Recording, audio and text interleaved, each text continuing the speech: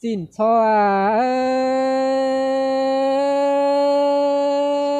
chun câu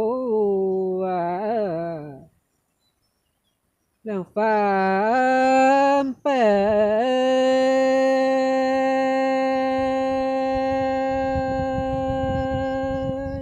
xuân tình xuân ơi yêu thương mình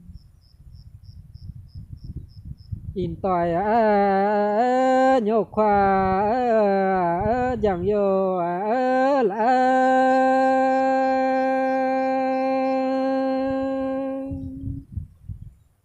nhị nhàn tuôn tiếng phui yam yun sành phê nhị nhàn chẳng bén phán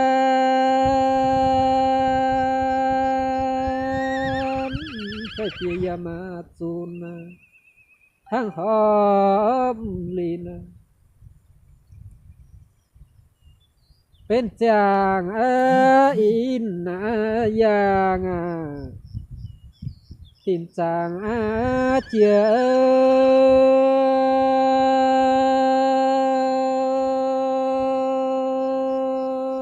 เจือมานีนาเกนายำปูเขียว